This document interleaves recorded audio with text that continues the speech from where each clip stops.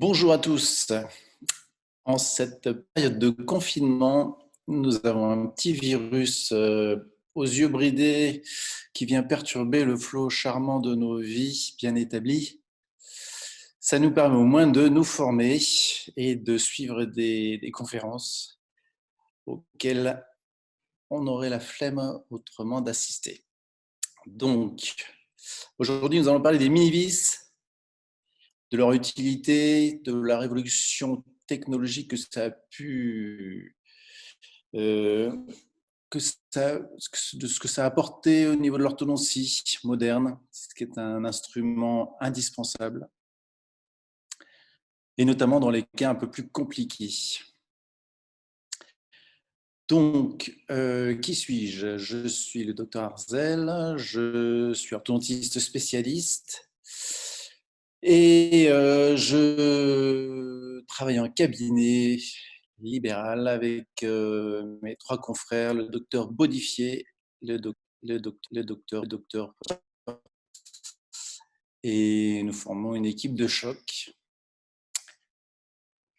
Donc, il y a et il y aura toujours des cas plus compliqués, plus complexes à gérer. Ce pourquoi on utilisera une technique qui n'est pas difficile, qui est à la portée de tout le monde, à condition de suivre certaines règles bien établies. Donc, nous sommes en plein confinement et nous aimerions voir un peu d'air pur, un peu de mer, un peu de montagne, mais on n'a pas le droit. Donc, on va travailler. Les cas extrêmes ou pas extrêmes, mais qui nécessiteront un ancrage, une thérapeutique, une technique un peu plus perfectionnée, d'où l'intérêt des mini-vis. C'est pareil, la voile, on n'a pas le droit, c'est reporté jusqu'en septembre. Donc ces mini-vis, elles nous servent bien dans la poursuite d'un traitement d'orthodontie qui offre plusieurs caractéristiques. Sa longueur est plus ou moins long. Il peut nécessiter la coopération du patient d'une façon importante et même en ayant bien travaillé son diagnostic, on peut avoir des difficultés à visualiser le résultat final. Il peut donc impliquer des mécaniques très complexes. J'ai laissé la version en anglais de la conférence. Des fois qu'il y ait des gens qui ne maîtrisent pas bien le français, qui est pourtant une langue tellement belle. Donc, le principe de Newton, vous connaissez la troisième loi de Newton, toute action entraîne une réaction. Donc, toute action, par exemple, un recul d'un secteur antérieur, canine, dans cet exemple-là, va entraîner une force de réaction qui peut être désirée ou indésirée. C'est la notion même d'ancrage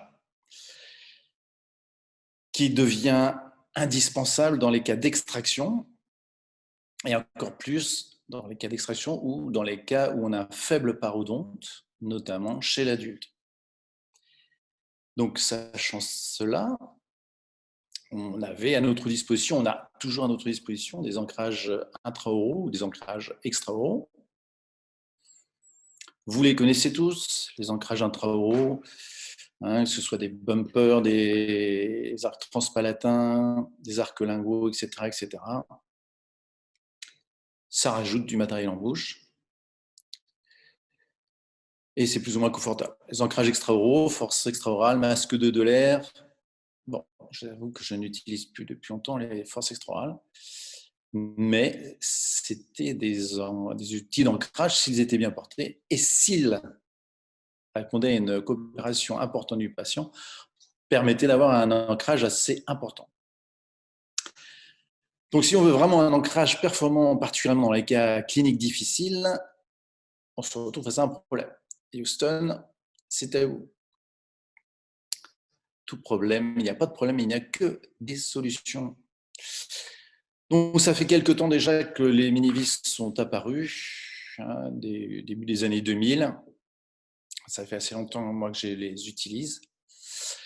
Elles peuvent être diverses et variées, performantes ou moins performantes, voire dangereuses. On a commencé par utiliser des implants, mais des vrais implants dentaires, sur lesquels on reculait, par exemple, tout un segment d'arcade. On est arrivé après à des mini-vis plus petites et des vrais mini-ancrages ou des mini-vis. On a des mini-implants. Qu'est-ce que l'on va rechercher dans notre mini-vis, notre mini-implant? Qu'il soit facile à positionner et enlever. On ne recherche absolument pas l'ostéo-intégration, hein, donc on le met immédiatement en charge. On n'attend pas 48 heures, 36 heures, 12 heures, on met immédiatement en charge sans surcharger. Qu'il reste bien sûr stable, qu'il ne casse pas, qu'il ne se fracture pas, et qu'il soit aux normes de stérilisation européenne. Le tout avec un coût abordable. On verra plus tard comment on peut faire payer ou inclure dans le coût du traitement les mini-vis. Donc ça, c'est votre cahier des charges. Avantages, risques, inconvénients de toutes ces petites choses-là. Je passe rapidement, je suis obligé, excusez-moi, de faire une introduction avant de passer au cas clinique, car je m'aperçois dans les cours que tout le monde n'est pas très au point dans la pose des mini-vis. Il y en a qui n'en ont jamais mise. Donc, on va essayer de faire un petit peu de survoler la technique, sachant que ceux qui seraient intéressés, j'ai un cours le 18 juin qui est reporté au 3 décembre. Le cours de mars ayant été complet, on en avait fait un autre le 18 juin. Et vu, à mon avis, la reprise chaotique qui va s'en suivre en mai-juin, on a décidé de le reporter en décembre, pour ceux qui seraient intéressés, à Paris. Avantage, évidemment, on n'a plus besoin de se reposer sur un ancrage soit intra-oral, soit extra-oral. L'ancrage, c'est nous qui le choisissons, c'est nous qui le positionnons selon la technique, la mécanique désirée dans l'os alvéolaire. Et on ne recherche ni ostéo-intégration, ni complication de la technique. Donc voilà pour les avantages. Les inconvénients, c'est un coût. Hein, une vis, c'est cinquantaine d'euros à peu près.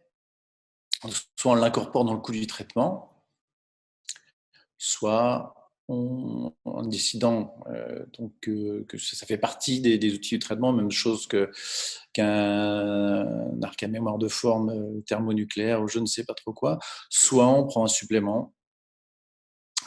Nous, un supplément, c'est 70 € par mini-vis, donc c'est pas très cher payé. Certains prennent 100, 150 par mini-vis, c'est à vous de voir.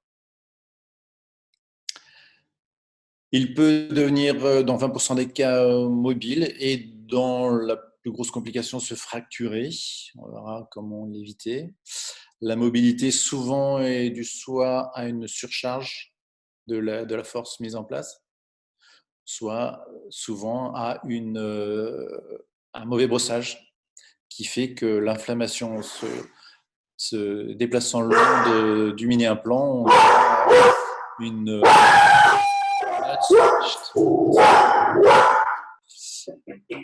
ne vous inquiétez pas, j'ai un fauve. J'en étais où? Oui, la mobilité qui se crée quand on a un mauvais brossage au niveau du col de la vis. Donc, une hygiène qui doit être parfaite. Et si la vis bouge, on peut la réimplanter très facilement, très rapidement. Donc, c'est un faux problème. Enfin, si elle reste en place, c'est mieux. Les risques, Donc, il faut bien connaître l'anatomie, bien sûr. Donc, c'est avant tout les racines des dents adjacentes. Le sinus, même si on va voir que ce n'est pas du tout un réel problème, on cherchera au contraire et avec d'énormes avantages un ancrage bicortical. Donc, si votre vis dépasse de 2 mm dans le sinus, c'est un faux problème. Ça risque de même pas causer ni infection ni inflammation. En ayant discuté avec des ORL, avec des implantologues renommés tels Georges Klotsos, c'est absolument pas un problème. Il ne s'agit pas d'une vis de 18 mm qui va dépasser dans le sinus, donc c'est un faux problème. Au contraire, ça en plus, ça nous offre un ancrage bicortical. Le paquet vasculo-nerveux postérieur au maxillaire. On va faire attention. Enfin, il est vraiment très postérieur. Et bien sûr, le nerf dento-alvéolaire inférieur et son foramen, 9 mm sous la 4 à la 5 à peu près. C'est inutile de vous dire, c'est pas du tout dans la zone de pose des mini-vis. Donc, comme on va viser à les mettre bien sûr dans la gencive attachée, il y a à peu près 0 chance que vous vous situiez au niveau du foramen de sortie du nerf alvéolaire inférieur. Les obstacles anatomiques, donc on les voit. Le sinus, mais c'est un faux problème, comme je viens de vous l'expliquer. L'artère palatine postérieure, le nerf alvéolaire inférieur, donc très bas, pas du tout dans la zone d'implantation d'un mini-implant normal, classique, qu'on mettrait dans la gencive attachée. Le canal nasopalatin, entre les deux incisives au niveau du palais, bon, il y a peu d'indications, il n'y a pas d'indication pour en mettre à cet endroit-là. Et donc le trou mentonnier, le foramen de sortie. Donc, voilà l'artère palatine postérieure.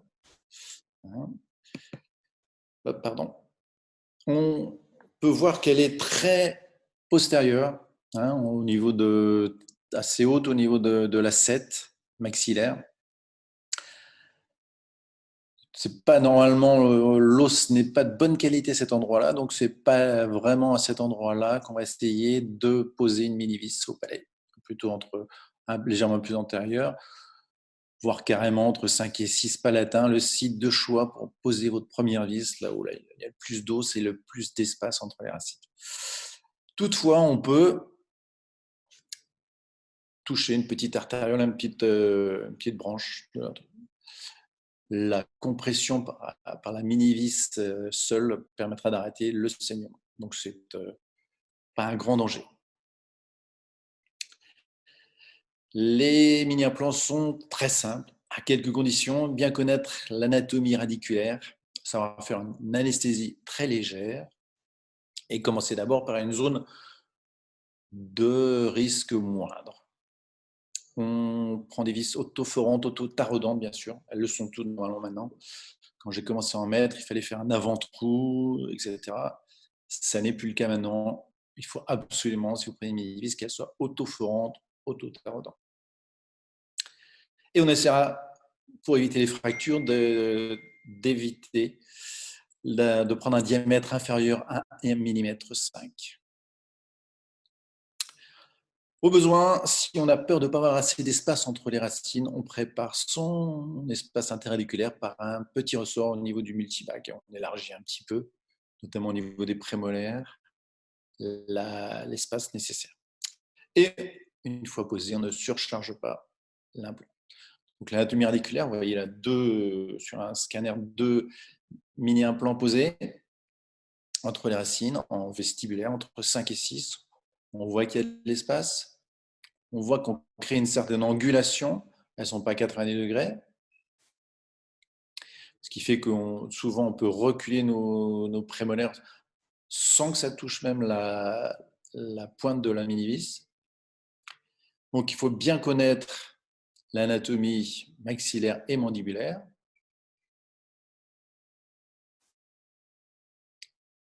vos études vous ont permis d'être assez au point là-dessus. Et ça va faire une anesthésie très légère, hein, un tiers, voire un quart de carpule. Pourquoi? Une anesthésie très légère. Le patient doit pouvoir vous dire si vous êtes en train de forer la racine avec votre mini-vis. Mais vous vous rendrez compte de par vous-même, puisque il y a une différence de dureté de 2 à 3 fois entre l'os et la dent.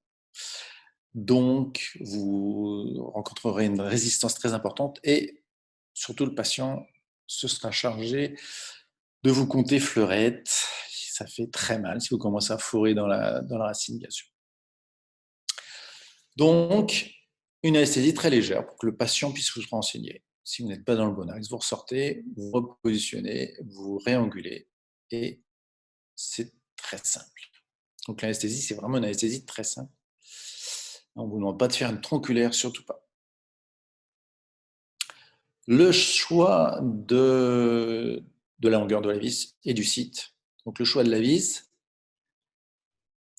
on a différents critères pour la vis. On cherchera à ce qu'elle soit biocompatible, ergonomique.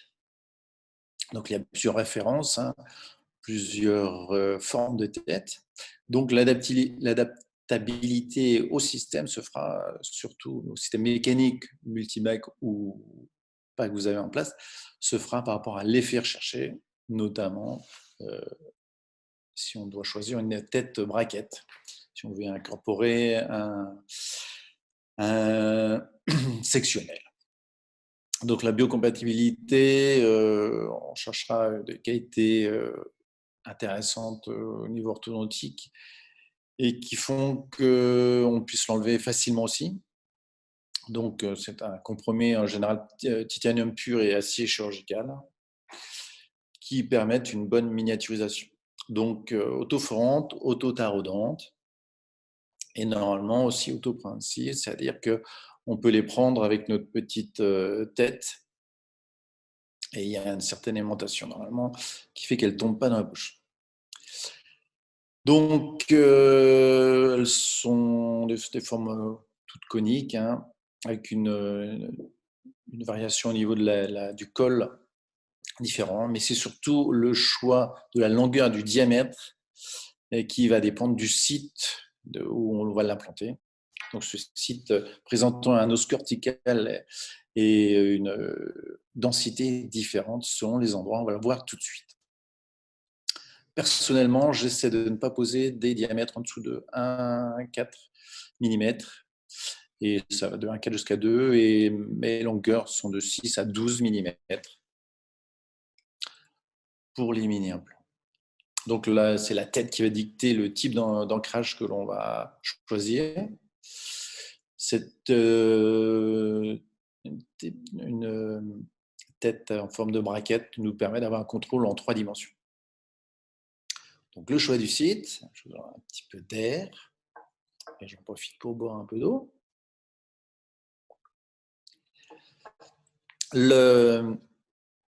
Donc un petit peu d'air. Le choix du site, bien sûr, dépend de notre mécanique. Donc on aura tout un intérêt, bien sûr, à pré-visualiser l'endroit où on va positionner notre mini-vis, d'où l'avantage d'un cone beam, qui nous offre une visualisation 3D et qui nous permet de calculer éventuellement par triangulation, ce que je ne fais pas, mais l'endroit, la longueur, etc. de notre mini-vis. Et de choisir ou de contre-indiquer un endroit que la mécanique aurait voulu que nous choisissions. Mais attention, si on n'a pas de cone beam, on peut très bien poser une mini-vis, un panoramique suffit parfaitement. Les sites de positionnement à la mandibule, la zone rétromolaire, mais qui n'est pas un endroit très facile, qui n'est pas conseillé pour commencer. Tout ce qui est os alvéolaire vestibulaire, dans la gencive attachée, bien sûr. On ne pose jamais de vis du côté lingual à la mandibule. Jamais, jamais, jamais. D'abord, ce serait très douloureux, vraiment très gênant. Et deux, de toute façon, la mobilité de la langue, les 17 muscles de la langue feraient qu'il y ait très vite une mobilité qui se créerait au niveau de cette mini-vis et elle ne tiendrait pas très longtemps. Au maxillaire, en palatin ou en vestibulaire, bien sûr. Et dans la zone de la tuberosité, où l'os est d'une qualité effroyable, donc c'est vraiment pas une zone à recommander. La qualification de Mich nous permet de qualifier la densité de l'os que l'on va rencontrer, de D1 à D4. D1 étant un os très dur, très dense, à D4 un os très spongieux, trabéculaire fin, dans lequel on évitera absolument de poser un mini-implant. Donc une zone D2 ou D3, ça va être parfaite, sachant bien sûr qu'on a une différence entre le maxillaire et la mandibule, la corticale de la mandibule et l'os, en général, la mandibule est beaucoup plus dense, plus épaisse qu'au maxillaire, et qu'on a aussi une différence, bien sûr, entre un brachyfacial avec un os très dense, lié notamment à une musculature puissante, et un hyperdivergent qui aura une corticale beaucoup plus fine et un os beaucoup moins dense. Donc, voilà, nous voilà avec les mêmes zones au niveau du palais. Donc, un os très dur le long de la suture palatine. Et comme je vous le disais, au niveau de le T4 en postérieur, un os de très mauvaise qualité. Donc, au niveau de la tuberosité maxillaire, rétromaxillaire, une zone à éviter absolument. On essaiera de faire une très bonne jonction au niveau du col. On essaie de bien appliquer ce col sur la gencive parce que c'est par là que se fera l'infiltration bactérienne qui causera l'inflammation, qui causera la mobilité, qui causera la perte de votre implant. Donc très important la jonction, le choix bien sûr de la longueur et du diamètre. Le docteur Dumoulin, qui avait fait une étude sur 550 mini-implants,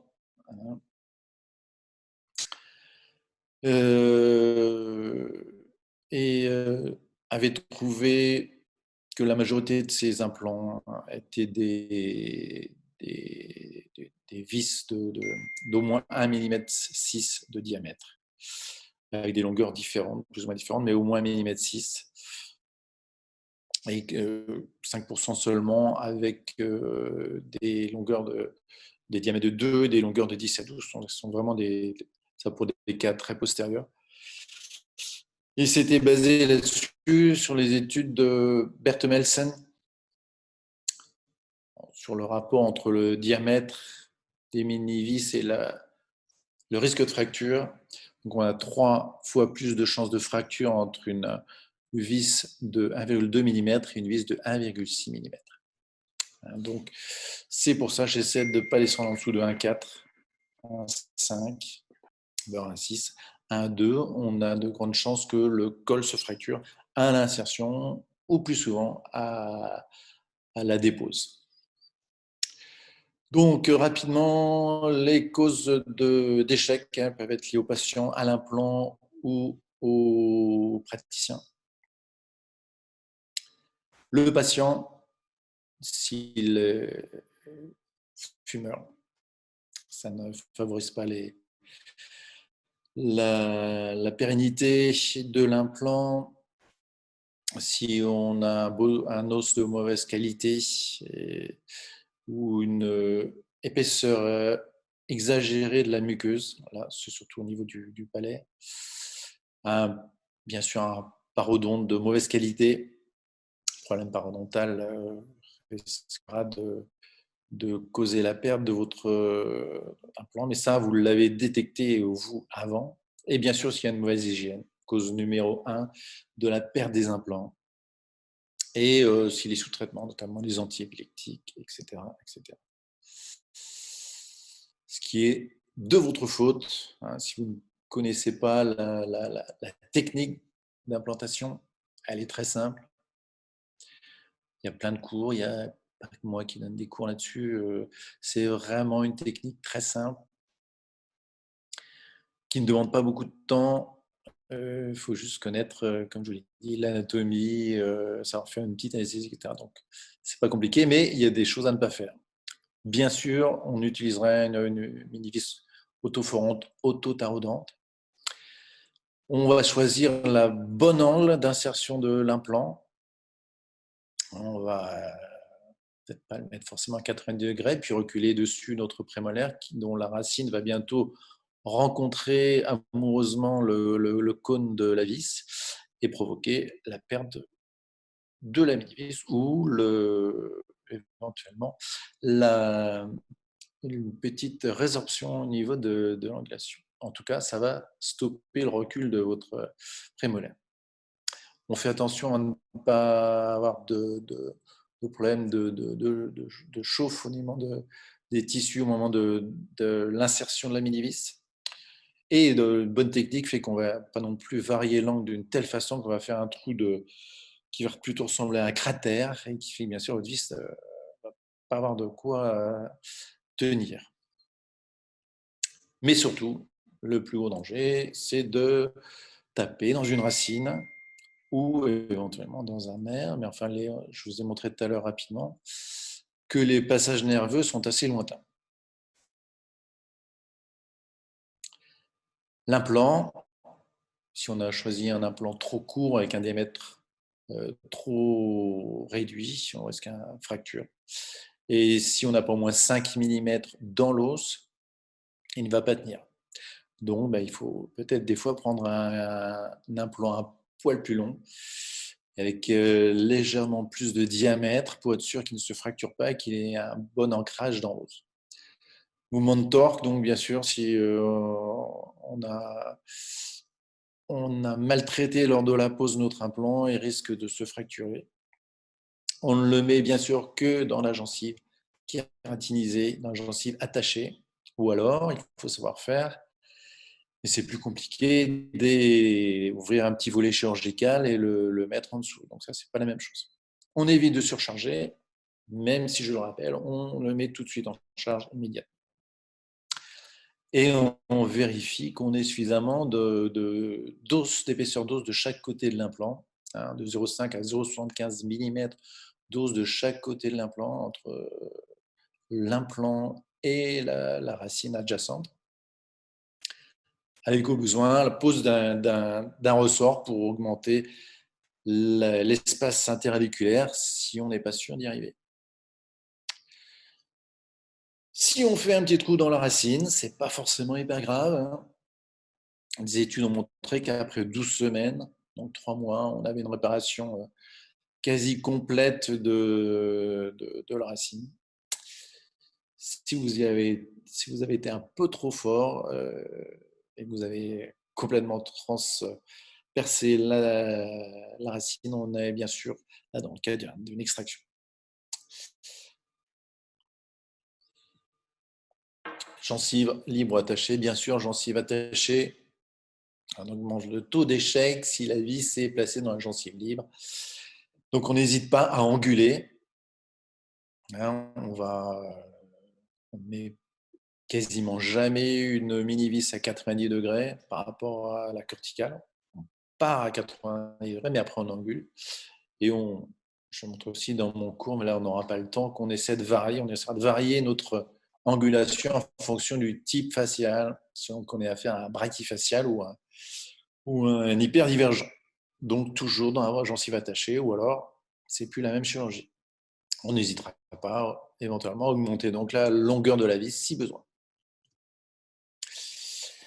Donc l'insertion va dépendre pardon, de l'effet désiré.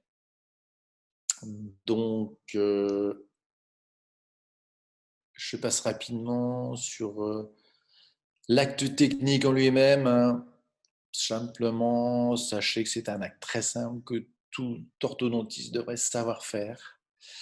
On a besoin de temps praticien, c'est 5 minutes hein, pour mettre un implant. On peut faire l'anesthésie qui est très légère, voire 2-3 patients, revenir une fois qu'elle est prise et le patient à ce moment-là fait avant son petit bain de bouche et on n'a plus qu'à positionner notre mini-vis. C'est 30 secondes la pose d'une mini-vis. Donc après, le temps de mettre soit votre chaîne élastique, soit votre petit ressort, soit votre sectionnel, c'est assez rapide. On peut avoir besoin, si on n'est pas sûr, de marquer avec une sonde de paro de chaque côté l'axe des racines sur la gencive et puis le faire un petit trou. Une chose est sûre, il est recommandé avec sa sonde paro de sonder la gencive, l'épaisseur de gencive et la corticale. Ne pas hésiter, ça nous donne une idée de l'os qui est en dessous. Et bien sûr, on creuse avec le bon angle.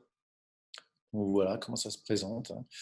Limite de la gencive attachée et de la gencive libre, en faisant attention au petit frein. Hein, et on positionne, là c'est entre 5 et 6 dans un cas d'extraction. 90 degrés par rapport à leur corticale. Hein, et ça c'est l'anesthésie légère, un tiers, voire un quart de carpule. 90 degrés, on franchit la corticale, puis après on angule en fonction de notre thérapeutique souhaitée, de la mécanique souhaitée et de la position des racines. Sachant qu'on angulera plus chez un hyperdivergent et peut-être un peu moins chez un hypodivergent. On est au niveau du sinus. Là, si notre mini-vis transperce et part dans le sinus, je vous le répète, c'est un faux problème. Et c'est même encore mieux parce que là, on aura un ancrage cortical, 2 ancrages corticaux. Donc une meilleure tenue de votre mini-vis. Voilà tel que se présente un mini-implant sur une 3D, un petit scanner en fin de traitement. Donc, vous voyez, on est haut, on est angulé, on est loin des racines. Nos petites racines peuvent même, vous voyez, se déplacer sans forcément heurter la tête en reculant la tête du mini-implant. Si c'est le cas, le recul va s'arrêter. On a la mini-vis, on la met un petit peu plus en distal, sinon on en a encore besoin. Ce n'est pas un gros problème. Donc là, vous voyez, site d'implantation préférentiel pour mettre sa première mini-vis, entre 5 et 6, voyez, constatez par vous-même ce charmant petit endroit, bien large, confortable pour mettre une mini-vis. C'est souvent un peu plus serré en vestibulaire, mais si vous avez une vis à mettre en premier, c'est entre 5 et 6 en palette. Donc, une muqueuse très légère, le patient va sentir une pression légère. Ce n'est pas une grosse douleur. Hein. Je pense qu'il a plus mal lors de la pose d'un multi-attache, même la pose du multi-attache en premier rendez-vous, même léger, même avec des forces très légères. Moi, je suis en autoligaturant, en Genius. Ce sont des forces très légères.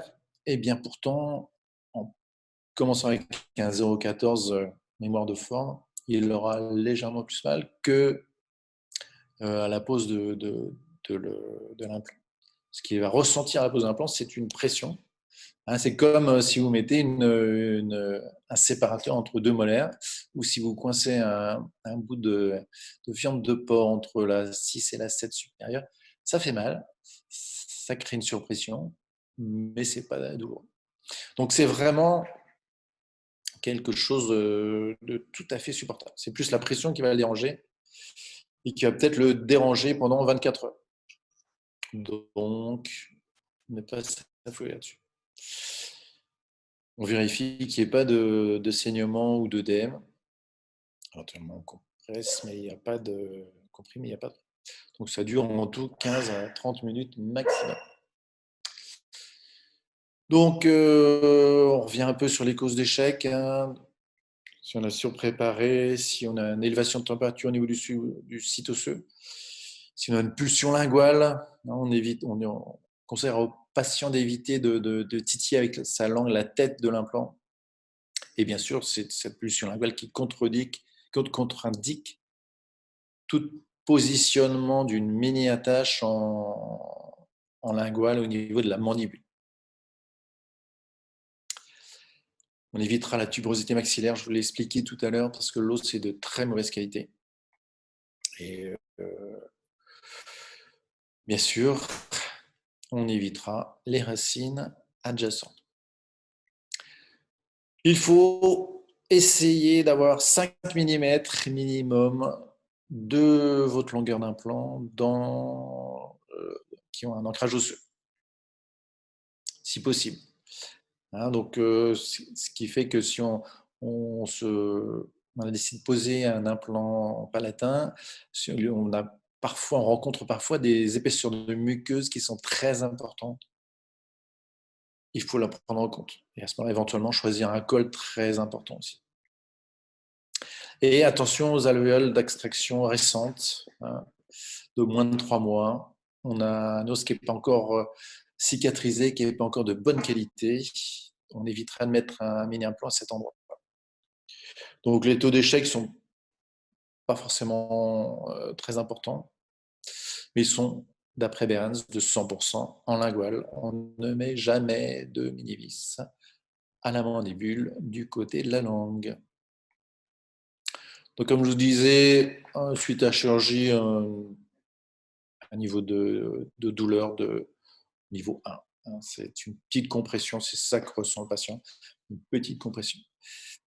Ce qui a mal au-delà des 48 heures, c'est qu'à mon avis, on a dû toucher une gencive ou aussi que la tête irrite les muqueuses ou la langue. Donc, peut être intéressant de mettre un petit point de colle dessus. Donc voilà, on a passé rapidement sur la technique de mise en place.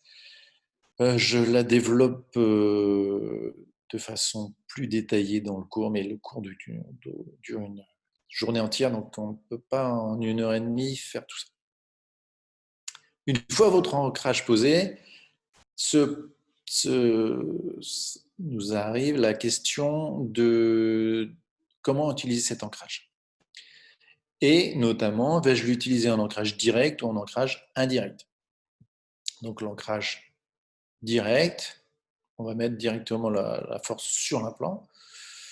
L'ancrage indirect, on a immobilisé la dent par une ligature ou un petit sectionnel sur lequel va se positionner la force, mais on ne tire pas directement sur la force. Donc là, c'est un exemple d'ancrage indirect. Un autre exemple d'ancrage indirect du docteur Dumoulin de La Réunion, qui avait fourni la photo. On va reculer notre molaire, réouvrir l'espace, redresser, mais en s'appuyant sur l'ancrage indirect. Bon, je mettrai plutôt la mini-vis là, mais vous voyez, tout ça sont des ancrages indirects et on a des ressorts qui permettent de distaliser ou de rouvrir l'espace, mais on n'a pas d'appui direct. La même chose peut être faite en palatin. Par contre, si on met une chaînette ou un ressort directement sur l'implant, on est en ancrage direct. Mais attention aux effets parasites, même si on n'a pas le temps de les développer là aujourd'hui. Notre mécanique, bien sûr, va être dépendante et avec ses effets iatrogènes et des effets indésirés de la hauteur à laquelle on a placé notre mini-implant. On peut se retrouver avec des phénomènes d'ingression qui n'étaient pas désirés au départ, hein, notamment ou des versions ou des endos, enfin, etc. Donc tout est calculé. Si on est en ancrage direct, on veillera peut-être à prévoir une ligne directe de force de vecteur de force, et à ce moment-là, mettre une longueur de crochet suffisante sur l'arc. Donc, bien sûr, une hygiène qui doit être irréprochable, notamment au niveau de la tête de l'implant, pour éviter toute infiltration bactérienne qui créerait une inflammation, qui créerait la mobilité, qui créerait elle-même la perte de l'implant. Il peut être réimplantable quelques millimètres plus loin. Donc, bon brossage. Ce qui nous amène au cas clinique, aux indications. Donc, on a bien sûr besoin des mini-vis pour l'ancrage. On a besoin de nos mini-vis. Elles sont très utiles pour aller chercher une dent incluse, pour fermer ou rouvrir des espaces, pour redresser une molaire, pour ingresser une dent, et notamment les molaires en pré-prothétique. On n'a pas trouvé mieux pour ingresser une molaire. Et c'était une mécanique qui était très compliquée avant, voire impossible. Donc, une petite pause avec de l'air frais. Et nous allons voir les cas cliniques.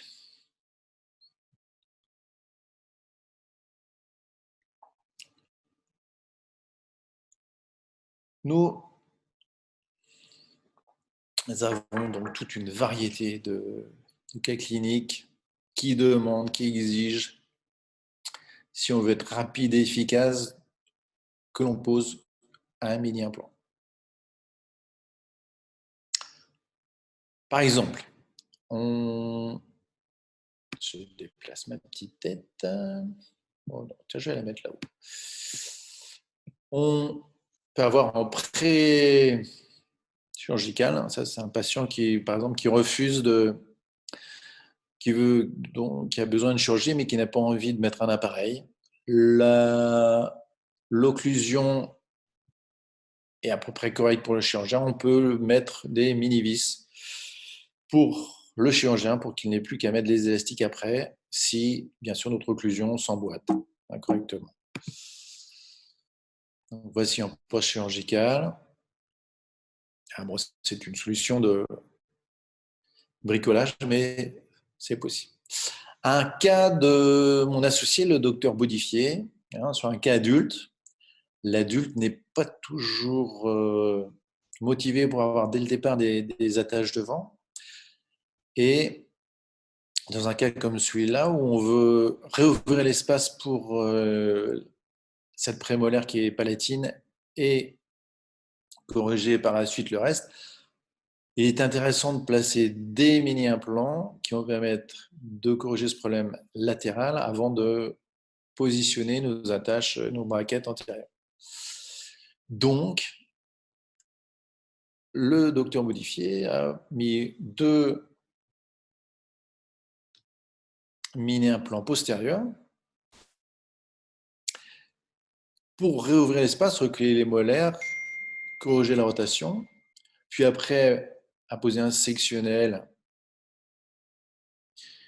pour ouvrir l'espace devant, tout en tractant, s'appuyer sur les mini-vis, notre prémolaire pour corriger la rotation et la faire venir en vestibulaire. Donc, un petit bricolage, sans pour autant mettre, au moins en première instance, le multivac complet qui permet de corriger un cas qui autrement aurait été très compliqué à mettre en place, vu les effets parasites qu'il aurait induits. Une fois que c'est terminé, on enlève nos petites mini-vis en 48 heures. L'espace se referme. Voilà, bon, à partir de là, vous voyez, l'espace a été recréé. On se retrouve avec un cas qui est simplifié, qui demande quelques mois, alors qu'une thérapeutique normale aurait nécessité beaucoup, beaucoup de temps. Les cas de mésialisation molaire. Donc, c'est un cas où j'ai une patiente qui se retrouvait en classe 2 d'un côté, bien sûr, mais aussi avec une 36 ankylosée. qui demandait à être extraite, bien sûr. Impossible de mettre en place. Donc, on se retrouve avec une classe de 1 unilatérale et en plus, ce qui ne nous arrange pas, une mésialisation. Le choix a été fait donc de mésialer la 37 pour fermer, combler le trou. Hein, et on n'avait pas choisi le patient n'avait pas choisi de solution prothétique dans ce cas-là.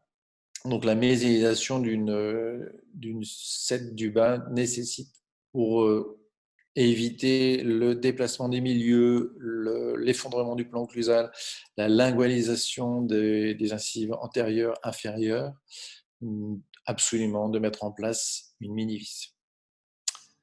Donc, ce cas-là, c'est ce qui a été fait, bien sûr. Alors, hop, hop, hop, hop. On revient. Attendez, hop. Je reviens au départ.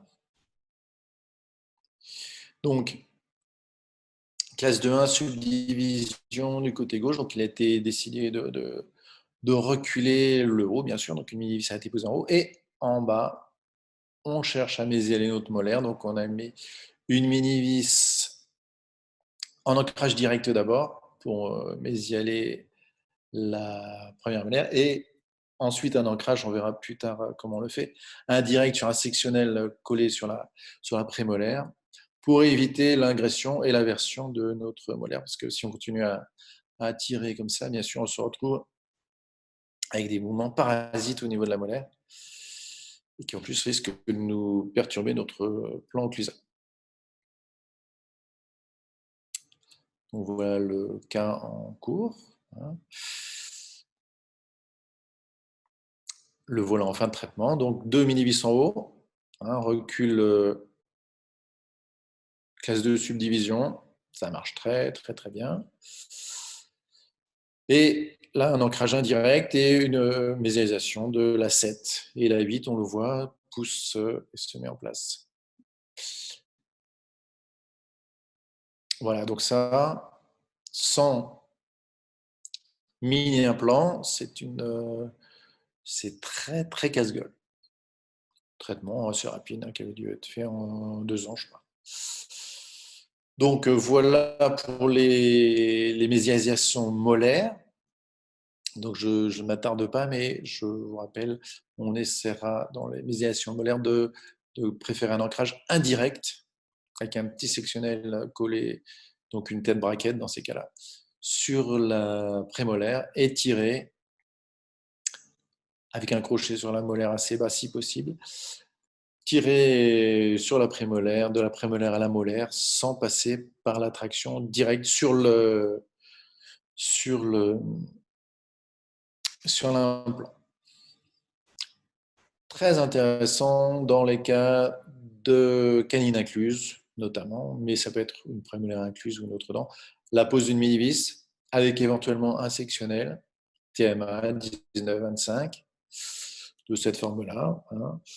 On peut le mettre, une tête braquette, vous le faites en 5 minutes, ce petit sectionnel, et ça vous permet d'avoir une force qui va égresser tout en déplaçant vers l'extérieur votre prémolaire quand elle est palatine. Ou on peut choisir une traction directe sur l'implant.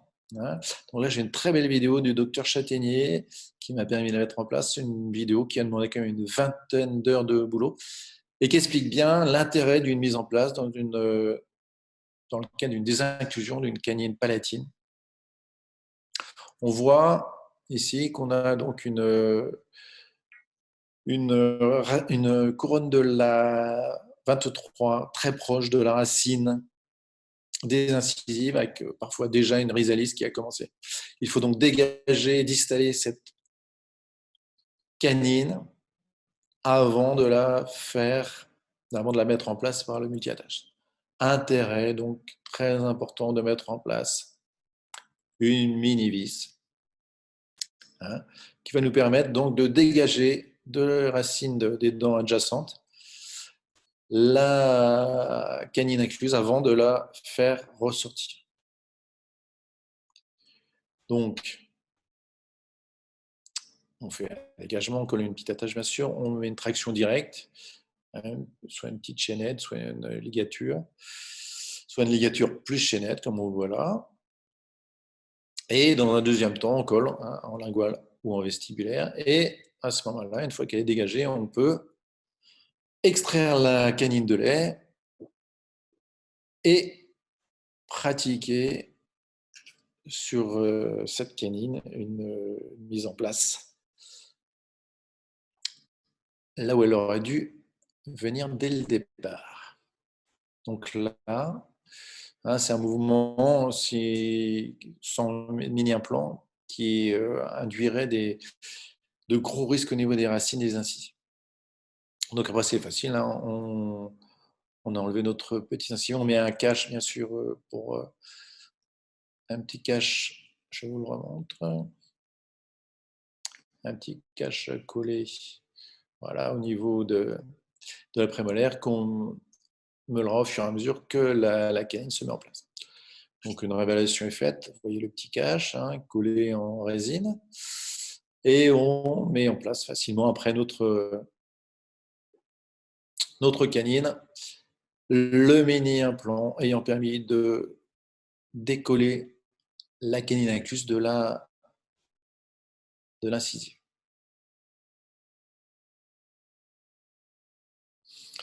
Et bien sûr, on peut coller le bas, etc. etc. Donc, j'ai plein de cas comme ça de traction de canine incluse. C'est très utile, ça permet chez l'adulte souvent de commencer le traitement avant de mettre le multibac. On commence déjà à tracter la canine incluse. On se donne une idée déjà de la volonté de cette dent de coopérer ou pas. Et il y a bien sûr des cas où une canine incluse ne veut pas venir. Et ben, on en sera, grâce au mini-implant, informé assez rapidement. Un autre cas de transposition, une patiente qui présentait deux canines supérieures entre les 14-15 et 24-25. J'ai décidé d'essayer de les transposer, donc de remettre en place la canine à la place des prémolaires, à la place de la canine par-dessus les prémolaires, pardon. Et pour ça, bien sûr, j'avais besoin de mini-implants de façon à créer d'abord une translation avant de faire une négression de ces prémolaires. Donc voilà comment se présentait la situation. Il est clair que mettre les prémolaires à la place de la canine et garder les canines en prémolaires n'offre pas la même situation physiologique à la fin que d'essayer de remettre les canines. C'était toutefois assez périlleux, donc j'ai mis deux implants antérieurs entre les centrales et les latérales, et j'ai effectué une traction horizontale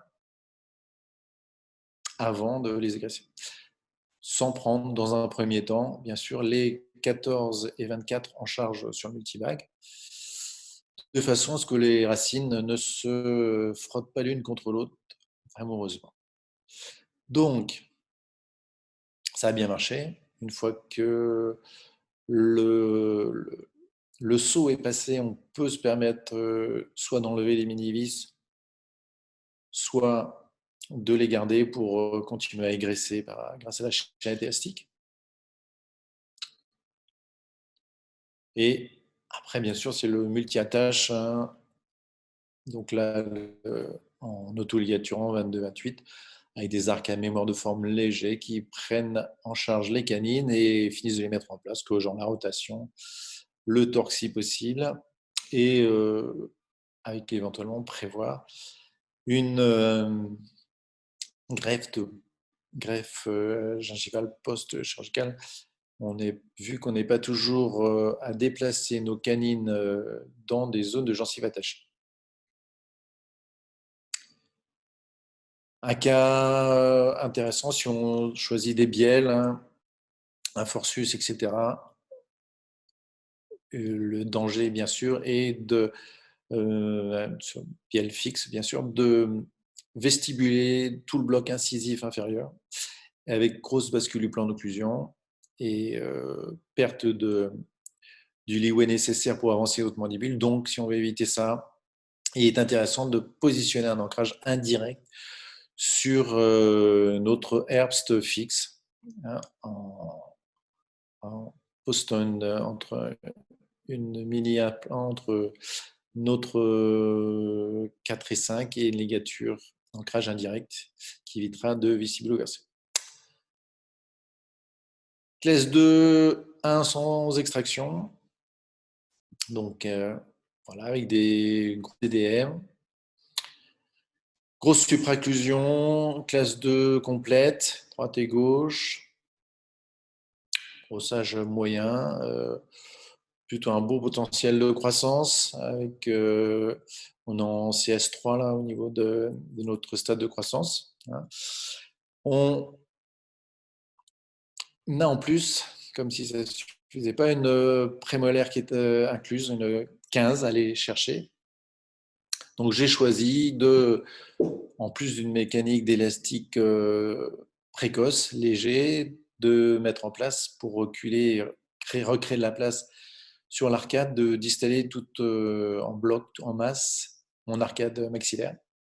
Donc 4 implants ont été posés, entre 5 et 6 maxillaires, donc une 9 mm en vestibulaire et une 10 mm de long en palatin, avec la difficulté du côté droit de ne pas heurter le germe de la 15 qu'on a choisi de désinclure. Donc là, il est quand même préférable peut-être d'avoir un cone beam à ce moment-là. Donc voilà nos petites attaches mises en place. Pardon. Et le recul qui se fait au niveau maxillaire avec élastique. Donc directement sur la prémolaire ou la canine avec un effet d'ingression qui est recherché à ce moment-là du plan d'occlusion et en palatin un petit lasso d'élastique, ça marche très très très bien pour reculer tout le bloc maxillaire, passant entre là on le voit là, 11 et la 12 et directement sur le mini implant palatin pour reculer. Donc avec pose, j'en mets beaucoup de petites cales rétro-incisives de 3 ou 5 mm. Cales qui servent à désocclure le haut avec le bas et permettre un effacement de la mémoire sensorielle, donc qui accélère les mouvements. Ces cales sont soit rétro-incisives, soit canines, soit molaires. Bien sûr, en fonction, on n'a pas le temps de développer, mais en fonction du type facial. On ne mettra pas des cales molaires. On va éviter chez un hypodivergent, par exemple, si on ne veut pas vriller complètement le plan d'occlusion. Donc voilà nos arcades qui reculent, l'espace qui s'est ouvert entre 14 et 12 et 24 et 22, et ce qui a permis la mise en place des canines sans extraction. Et la mise en place de notre prémolaire qui vient tranquillement et pour laquelle on profite du positionnement de l'implant vestibulaire pour s'appuyer dessus. Donc voilà, en fin de traitement, j'ai été obligé d'enlever avant la fin du traitement avant la mise en place complète de cette deuxième prémolaire parce que ce patient avait un mariage et il ne voulait pas garder pas lui-même, mais dans sa famille, son appareil. Voilà. Après, elle s'est mise dans la contention tranquillement en place. La classe 2 complète a été corrigée ainsi que l'extraction, ainsi que la DDM. Et tout ça grâce à la pose de 4 mini-vis maxillaires. Et bien sûr aussi la désinclusion de la prémolaire.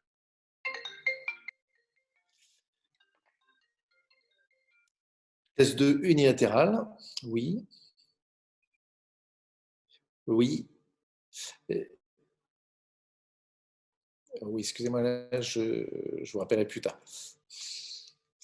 Excusez-moi, je pensais que c'était Guillaume qui avait quelque chose à me dire. Donc, classe 2 unilatérale, c'est très intéressant ce que vous dit. Classe 1 d'un côté, classe 2 complète de l'autre, classe 2, subdivision, avec une supra importante, une DDM, etc. Donc, sur un profil hypodivergent, avec en plus une 26 de naissance et une mélogénèse imparfaite. Donc, il est décidé, j'ai décidé de reculer de façon unilatérale mon maxillaire en m'appuyant, bien sûr, sur des élastiques précoces bilatéraux pour corriger le positionnement transversal de la mandibule qui va de pair avec toutes les classes 2, 1 subdivision. Donc, le choix du site entre 5 et 6.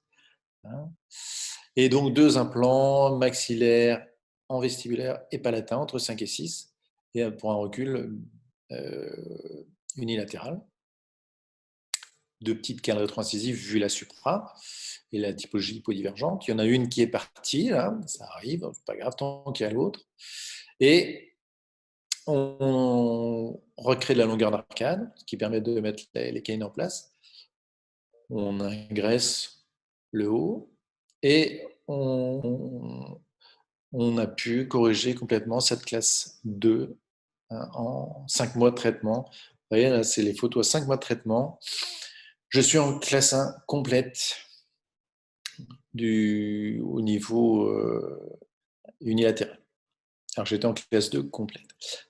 Il y a une partie qui s'est effectuée par la pose des élastiques précoces et la deuxième partie, bien sûr, grâce à l'effet des mini-implants du recul en masse de l'arcade de façon unilatérale. Donc ça, c'est 5 mois de traitement depuis le début. Sachant que je n'ai pas mis, bien sûr, mes mini-implants le premier rendez-vous. Je les ai mis au deuxième. Donc, quand j'ai pu reculer, c'est un arc 14-25, minimum rectangulaire. On ne recule pas sur un fil rond. Donc, grande efficacité. Un cas de mon ami le docteur Plouvier de Toulouse. Intéressant, grosse classe 2, avec une mandibule très en retrait, un certain potentiel de croissance, une mécanique est mise en place qui fait qu'on se retrouve avec une grosse vestibuloversion donc la mécanique a bien marché, mais on a une vestibuloversion importante du bloc incisif. Donc on va chercher à redresser nos incisives mandibulaires, d'où la pose de mini-vis supérieure et d'élastique de classe 3. On va refaire une préparation d'ancrage. Donc attention, il y a quand même le patient là sur la radio avait propulsé, mais c'est une thérapeutique qui peut être intéressante de mettre des élastiques de classe 3 pour redresser notre incisive dans la symphyse.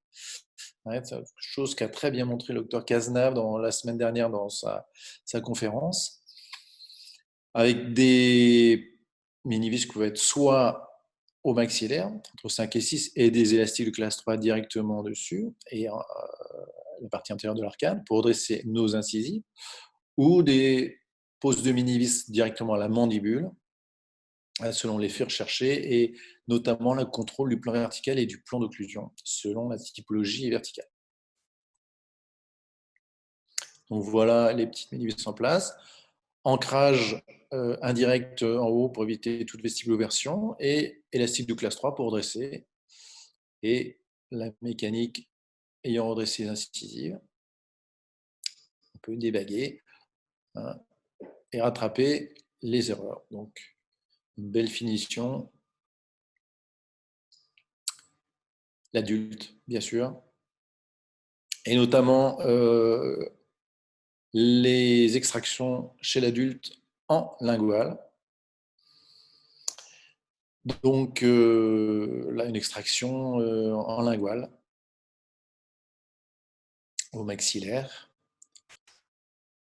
Il est évident que vu les systèmes de friction en lingual, chaque extraction demandera 2 mini-vis. On n'est plus sur des systèmes non frictionnels autoligaturants. Malheureusement, en lingual, on a de grosses forces de friction et cela nécessitera, si on extrait une prémolaire, 2 mini-implants de chaque côté. Si on extrait 2 prémolaires, une de chaque côté, il faudra mettre 4 mini-vis, pas 2. 2, ça ne suffira pas dans une perte d'ancrage. Donc, c'est ce qui a été fait là. Hein, recul du système antérieur, ancrage maximum au niveau du maxillaire. Et du coup, comme on est sur un système ligaturé avec grosse friction, on a ancrage direct avec ou sans crochet antérieur, hein, selon l'effet du plan closal désiré, et recul antérieur, un ancrage direct sans solliciter la molaire postérieure. Donc, beaucoup plus de friction nécessite plus de mini-implants. Et voilà le cas fini, hein, avec prothèse prévue en bas et belle finition. Bien sûr, dans les cas de béance antérieure, on aura besoin de mini-vis au minimum, sinon c'est la chirurgie. Donc un adolescent avec une grosse béance, qui bien sûr vient d'un problème lingual, hein, avec une musculature assez faible et une typologie hyperdivergente. Donc il faut résoudre le problème lingual, éventuellement coller des petits pics-langues derrière les incisives, faire de la rééducation, notamment musculaire. Et bien sûr, l'intérêt, c'est si on ne veut pas de chirurgie, c'est d'engraisser les molaires. Donc là, c'est un vieux cas. Il y a la possibilité d'engraisser les molaires par un arc transpalatin et de mettre des mini-vis, et en laissant un espace de 5 mm au niveau du palais entre le haut du transpalatin et la muqueuse palatine, engraisser les molaires. Actuellement, je ferai plutôt comme ça. C'est plus simple. 2 mini-vis palatines postérieures, 2 vestibulaires, et engraisser les molaires en collant des petits boutons de part et d'autre, et mettre éventuellement, si on a un gros sourire gingival, donc là c'est l'étude du cas qui vous littéra, 2 mini-vis antérieures qui permettront de corriger le sourire gingival, mais au moins 4 postérieures et engraisser les molaires. Et comme ça, on crée une mécanique anti-horaire qui permet de relever notre plan d'occlusion et de contrôler le sens vertical. À l'inverse, patient adulte avec une énorme supraocclusion et qui doit être traité en Invisalign. Donc pas un cas facile. Supraocclusion tellement énorme qu'il n'est pas question de la corriger simplement avec des gouttières.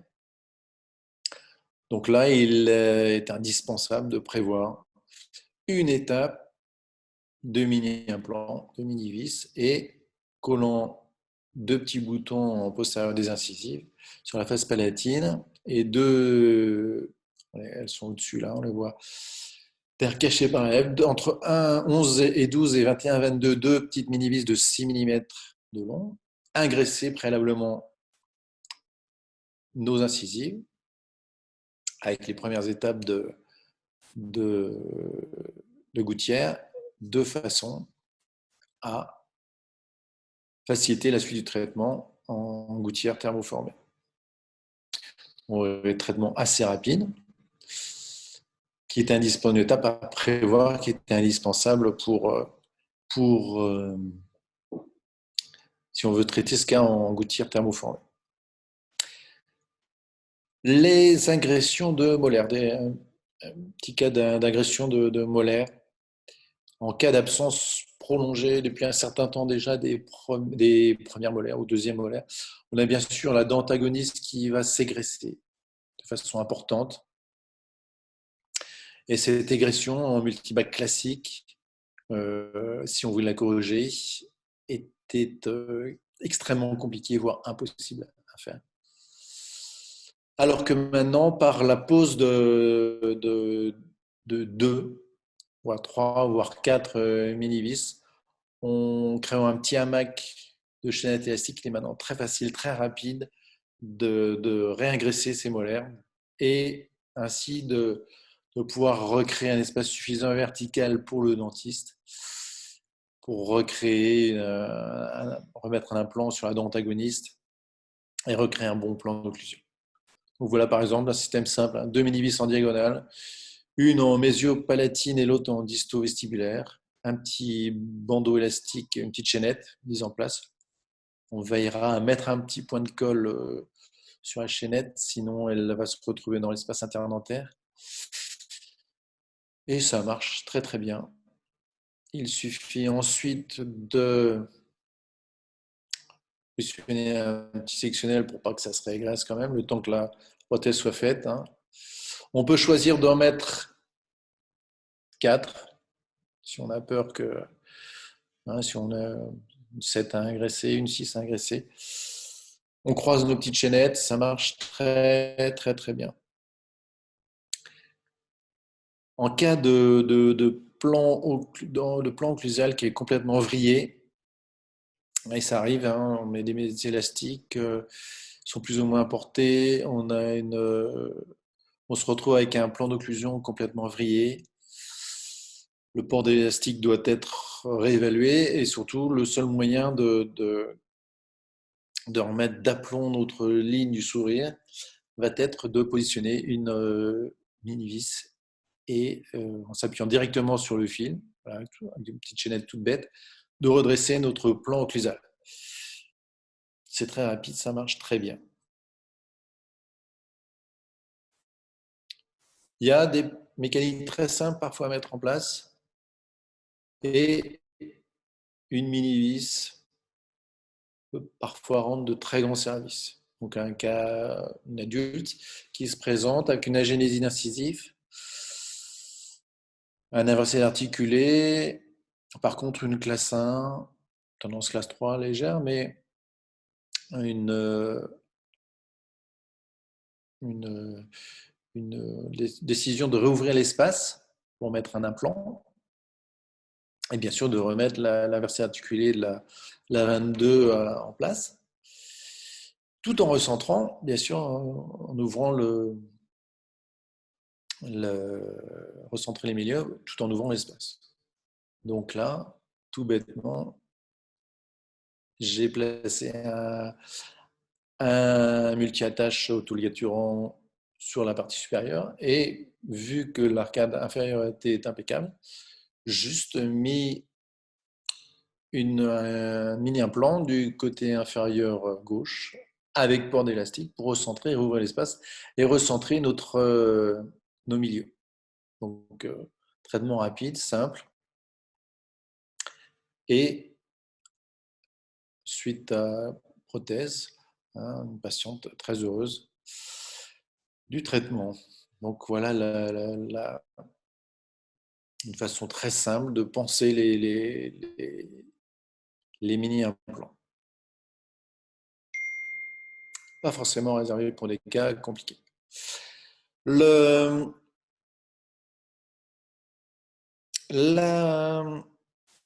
disjonction maxillaire, hein, sur mini-implant, au système PSE, sur 4 mini-vis, on veillera à positionner notre disjoncteur le plus postérieurement possible, hein, pour que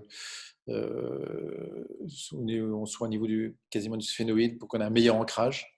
Là, on a des mini-vis de 11-12 mm, donc des grosses mini-vis, et on recherche, c'est vraiment le cas où on recherche un ancrage bicortical, donc dans le sinus, hein, elles vont dépasser dans le sinus, c'est recherché, c'est ce qu'on veut. On veut un deuxième ancrage cortical au niveau de la corticale du sinus, et en essayant de le mettre le plus postérieurement possible, et ça marche très bien, hein. On arrive chez l'adulte, hein, bien sûr, là on est chez l'adulte, à avoir une expansion qui était quasiment impossible avant, vu comment marchent les disjonctions maxillaires sans mini-vis. Donc, nous allons arriver tranquillement vers la fin. Les sites d'implantation préférentiels. Excusez-moi, j'ai survolé tout ça assez rapidement, mais En 1 heure et demie, on n'a pas le temps de développer toutes les techniques. Donc ceux qui seraient intéressés, le prochain cours est normalement le jeudi 3 décembre. Celui qui devait avoir lieu le 18 juin aura lieu le 3 décembre. Et il y a une partie théorique avec pose d'implants sur modèle et beaucoup plus de cas cliniques et beaucoup plus de détails sur les techniques, les endroits, etc., etc. Donc à retenir, si vous devez placer un premier implant entre 5 et 6 en palatin au maxillaire, c'est le choix du roi. Très facile, mais c'est là où vous aurez le plus d'espace et là où c'est le plus facile. Et après, bon, soit antérieurement entre les prémolaires au maxillaire, soit entre 3 et 2, hein, éventuellement pour une régression, ou on l'a vu tout à l'heure, une mésélisation, une transposition de canine. Éventuellement, si on a la place entre 1 et 2 aussi. Entre 5 et 6 en vestibulaire en bas, bien sûr, ou éventuellement 4 et 5. Si l'espace est théoriquement possible entre 3 et 2 ou inférieur, mais enfin, même avec une 6 mm, ça peut parfois être périlleux. Donc, on a intérêt à faire un bon bilan radio. Les sites à éviter, rétro-incisif supérieur, bien sûr, le canal palatin, la tubérosité maxillaire, nos spongieux à fuir. Même en mettant une 12 mm, il y a peu de chances que ça tienne. Voilà, donc les mini-implants vous apporteront une forme, des chances de succès plus importantes. Hein. Si votre implant est stable, s'il n'y a pas d'inflammation, hein, c'est donc une thérapeutique qui est quasiment sans douleur et qui peut rester fonctionnelle toute la durée du traitement. Il y a très peu si la technique est bien maîtrisée, peu d'échecs. Et donc, c'est une technique qui est simple. Il faut que ce soit l'orthodontiste qui pose lui-même ses mini-vis, pour la simple raison que vous savez quel mouvement vous désirez obtenir. Vous savez exactement, surtout ceux que vous ne voulez pas obtenir. Donc, ça vous permet de réfléchir à votre mécanique, ancrage direct, indirect, typologie du patient. Est-ce que je veux avoir une mécanique anti-horaire ou une mécanique horaire verticalement? Est-ce que je veux avoir une tête braquette pour ancrage indirect ou indirect, ou une tête braquette pour avoir un contrôle 3D et mettre un petit sectionnel? Est-ce que je veux une, deux, trois, quatre mini-vis? Donc ça, un chirurgien, si vous faites affaire à un chirurgien, il vous posera très bien, mais pas forcément à l'endroit où vous voulez, pas forcément à la hauteur où vous voulez. Donc c'est un acte chirurgical qui est très simple, qui s'apprend très vite et qui permet d'avoir vraiment des thérapeutiques. On l'a vu, qui peuvent être très simples, ou des thérapeutiques plus compliquées qui permettent de traiter des cas a priori difficiles. Alors que l'acte technique en lui-même est très simple, à condition, je le répète, d'avoir des notions de l'anatomie radiculaire et des endroits à éviter. Ça va faire une anesthésie très simple, d'implanter dans un premier temps dans les zones à moindre risque, et bien sûr avec que des vis autoforantes et autotaraudants. On essaiera, afin d'éviter le risque de fracture, de ne pas mettre des vis de diamètre un peu maigre. Donc, un 5, essayer d'éviter de mettre un diamètre inférieur à 6 mm. Au besoin, si on a peur de heurter une racine, on prépare son site d'implantation avec un ressort sur le multivague avant, on ouvre un peu, notamment au niveau des prémolaires, ou parfois entre 6 et 7 maxillaires, avec un ressort nitinol, son espace, plutôt que diminuer le diamètre de la vis. Et on essaie de ne pas appliquer de force excessive même si on charge tout de suite. Donc, la pose de mini-vis va vous épargner du temps de traitement. On peut aller plus vite. Hein. Il y a certaines classes de corriger en 5 mois. Ça laisse beaucoup de temps pour la finition. C'est un principe auquel on peut faire confiance, qui n'est pas forcément très cher. Soit on fait payer un surplus pour chaque mini-vis, soit on décide que ça fait partie du traitement et à ce moment-là, on l'inclut dans le prix du traitement. À vous de voir. Il y a plusieurs philosophies. Surtout, on n'a pas besoin, à part pour le brossage, de la coopération du patient. Et c'est quelque chose d'assez confortable pour nous. Maintenant, à vous. J'écoute vos questions s'il y en a. J'ai essayé de faire assez rapidement pour que vous ayez le temps de prendre l'apéritif, même s'il est un peu tôt, 11h30. Alors, docteur, moi j'ai noté, je me permets de prendre la main, j'ai noté beaucoup de questions. Si vous voulez, je vous les lis et vous pouvez y répondre directement. Allons-y. Alors déjà, j'ai une première question tôt dans le webinaire. L'application de force intermittente peut-elle être une cause de perte de mini-vis? Oui, ça peut. Parce qu'on va essayer, on ne recherche pas du tout l'ostéo-intégration. D'où la mise en charge immédiate sans surcharge du mini-implant. Mais si on cesse de mettre une force sur notre mini-implant, à un moment, on va forcément se créer une certaine mobilité. Et si on remet une force dessus, là, du coup, il risque de partir. De la même façon, si on choisit ça me fait penser que si on choisit de mettre une tête braquette et un sectionnel, par exemple d'ancrage indirect dessus, on fera attention à ne pas avoir un mouvement qui va dévisser le pas de notre mini-vis. D'où l'intérêt parfois sur les têtes braquettes. Il y a des ortho-partenaires l'a prévu. Et il y a des têtes braquettes pour la droite et pour la gauche, de façon qu'on n'ait pas un moment avec le sectionnel qui va dévisser notre mini-vis. Donc, si on met une mini-vis, pour revenir à la question, on met une force tout de suite et on essaie d'avoir toujours cette force en place. Si on cesse la force et qu'on prend, on peut avoir une perte de la mini-vis. Mais ce n'est pas obligé. D'accord. D'accord. Après, j'ai eu plusieurs fois la même question qui revient, c'est quelle marque de mini-vis est-ce que vous utilisez? Eh bien, j'utilise les mini-vis ortho-partenaires, moi, distribué par ortho-partenaire du Dr Kyung, qui est coréen, qui en emploie depuis très très très longtemps. Hein.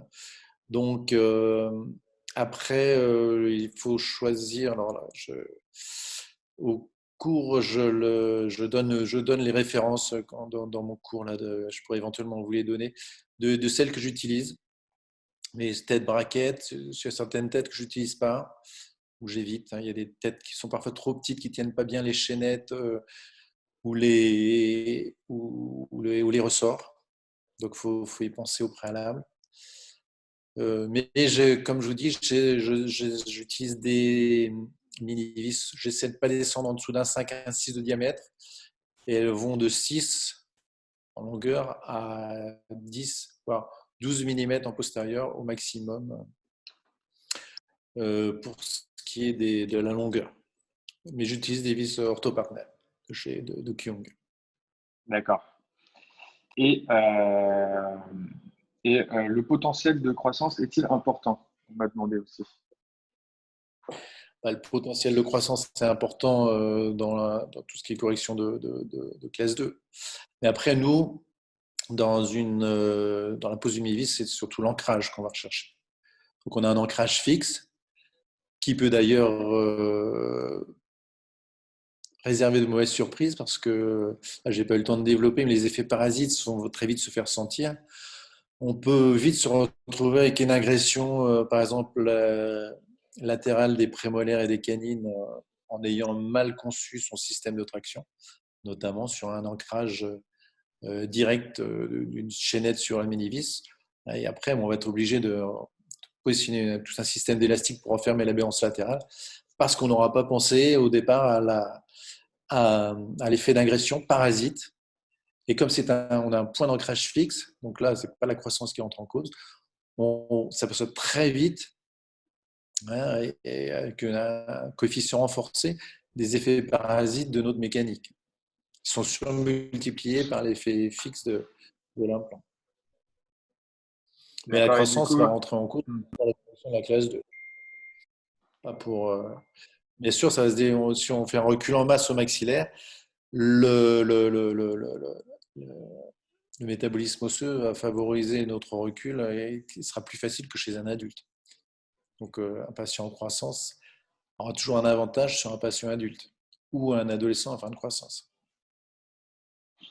Et du coup, à propos du recul, est-ce qu'il se fait sur arc rond, oui ou non? Jamais. Jamais, ou alors il faut que vraiment vous ayez une alvéoli monstrueuse et dans ces cas-là, vous devrez être. Il n'y a plus tellement beaucoup d'os. Bien sûr, hein, ça se fait, je ne commence pas de recul avant d'être. Je suis en 22-28 génius, hein, autoligaturant. Je ne recule jamais avant d'être au minimum sur un 14-25. Hein, je ne vois pas beaucoup d'indications de faire une traction sur mini-vis sur un arc. Non. Arc rectangulaire. Même niti, mais rectangulaire. On n'est pas obligé d'attendre d'être sur un arc acier 19-25 en 22-28, bien sûr. Mais pas sur un arc rond. D'accord. Bien sûr. Et après, autre chose, pourquoi ne pas déposer le mini-implant tout de suite après la dépose de la traction? Bonne question. On s'aperçoit des fois que en finition, on peut avoir besoin de notre mini-implant. Donc, soit on décide de le garder en réserve, soit si vraiment on n'en a plus besoin, on peut l'enlever quand on a besoin. Moi, j'essaie de les garder souvent le plus longtemps possible parce que je me dis que des fois, il y a une petite dent qui ne sort pas et j'ai un mini-implant qui m'a aidé à reculer le secteur antérieur et comme par hasard, l'autre ne sort pas. Je suis bien content d'avoir toujours en réserve cette mini-vis posée pour m'appuyer dessus, pour tracter ou alors c'est une 7 qui va être qui va mettre beaucoup de mauvaise volonté à sortir. On est content d'avoir à proximité un implant qui nous a servi pour la partie antérieure. On peut soit décider de l'enlever, soit, une fois notre action terminée primaire, soit se dire qu'il y a peut-être une action secondaire pour laquelle on sera content de l'avoir. Mais l'enlever, c'est très rapide. En 48 heures, on dévisse. Elle est post intégrée, donc normalement, elle vient toute seule. Et en 48 heures, le trou se ferme tout seul, un petit bain de bouche. Et voilà, c'est fait. Donc, ce n'est pas une opération compliquée. D'accord. Et du coup, on a autre question. De combien de temps espacez-vous vos rendez-vous pour gérer les tractions? Rendez-vous normaux, ça dépend si je suis sur une chaînette, la chaînette ayant une décroissance de force plus rapide par rapport à un ressort en niti. Je vais peut-être le voir un petit poil plus souvent, genre 6 semaines. Mais si vous êtes sur un ressort niti, par exemple, ça peut être 8-10 semaines. Hein. Pas besoin de le voir toutes les 2 semaines. Après, ça dépend si c'est une dent incluse ou une traction de molaire. Bien sûr, la chose n'est pas là, mais bon, on ne va pas les voir toutes les 2 semaines, ça ne sert à rien. Non, rendez-vous quasi normaux. Quasi normaux. D'accord. Et après, dans les cas de fermeture de béance, est-ce que le patient met les élastiques verticaux entre les mini-vis et combien de temps pour fermer ces grandes béances? On m'a demandé aussi. Sur les cas de Bjorn, donc qui sont des cas compliqués, on essaie d'engraisser les molaires, mais bien sûr, on aura la rééducation de la langue, éventuellement sur un pic langue postérieur et élastique antérieur aussi. Hein, en arc-en-ciel antérieur, dès le début du traitement, avec éventuellement petit truc clinique du docteur Filio, un arc à courbe de spé inversée, mais qui va viser, lui, à graisser les molaires. Élastique antérieur de toute façon, ouais, bien sûr. Mais pas forcément sur les mini-implants qui sont, eux, postérieurs. Lesquels je vous avais montré là, on agresse les molaires directement sur l'arc, en vestibulaire et palatin.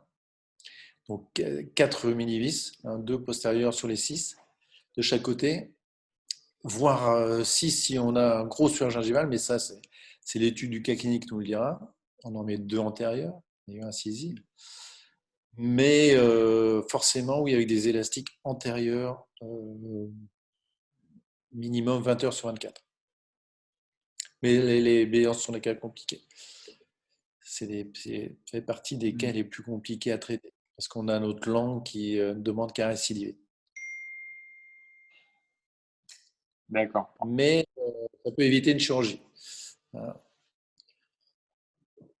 Il D'accord. faut Encore quelques questions? ingresser. Pardon. J'ai fini. D'accord, Ensuite, docteur. Encore quelques questions à répondre. Vous êtes bien libre. je suis chaud comme une baraque à frites. Vous êtes Vous pouvez y aller, chaud envoyer les patate. questions. Ok, Je suis chaud on y va. patate. Alors, est-ce qu'on peut reposer le mini-vis perdu et dans quelles conditions? Si oui. Oui, si c'est sur le même patient, hein, alors on va la passer bien sûr la stérilisation. Mais là, vous êtes sur le même patient. Hein, donc, moi, il m'arrive que les patients aient perdu une vis. Donc, bien sûr, elle est restérilisée, mais ça vient du même patient. On ne restérilise pas une mini-vis, bien sûr, pour la réutiliser sur un autre patient. Là, c'est poubelle, ou alors c'est utilisé pour mettre sur un petit, vous la vissez sur un petit moulage de présentation des braquettes et tout, pour montrer ce que c'est une mini-vis. Mais bien sûr, par contre, sur le même patient, c'est tout à fait réalisable. Ça Condition que ça marche. ne date pas de 3 mois. Question Ça suivante. marche. Après, est-ce que on me demande si vous pouvez redévelopper l'ancrage mini-vis pour une rotation horaire ou anti-horaire? Ah oui, alors là, ouais, alors là, il faudrait des. Je ne sais pas si on va avoir le temps. Bon, le mécanique anti-horaire, c'est typiquement le cas d'une béance, d'un hyperdivergent. On va chercher à provoquer on a une ouverture du plan d'occlusion verticale. On va chercher à avoir une mécanique anti-horaire pour refermer ce plan d'occlusion. D'où l'intérêt du positionnement c'est là où c'est à peu près le seul cas où on va poser des cales molaires. Hein. Et donc, on va essayer d'avoir une mécanique, relever le plan occlusal antérieur. Donc, là, il faut voir en fonction du centre de rotation de votre maxillaire, du centre de rotation de l'arcade maxillaire, de l'arcade mandibulaire. Si on veut redresser l'incisive, préparation d'ancrage, redresser l'incisive inférieure, bien penser à mettre soit une vis maxillaire, soit une vis mandibulaire, et quelle hauteur, quelle longueur de crochet, etc. Enfin, toute une biomécanique à étudier que je ne peux pas développer ici sans schéma, sans avoir le temps et tout là. C'est un petit peu. C'est la biomécanique un peu perfectionnée, il faut bien réfléchir à l'avance. Ça m'est pas possible de l'expliquer là en 30 secondes, malheureusement. D'accord. Il faut venir au Mais prochain cours, j'essaie de le dans ce cas. détailler dans le cours, ça c'est sûr. Dans le 3 décembre, je la développe en détail, mais là c'est un petit peu court. D'accord, très bien. Question suivante. Alors ensuite, pouvez-vous expliquer un tout petit peu plus l'inclinaison de la mini-vis en zone post en fonction du schéma facial brachii ou dolicho? J'ai ça. Oui, on essaiera. Alors, excusez-moi, c'est mon chien.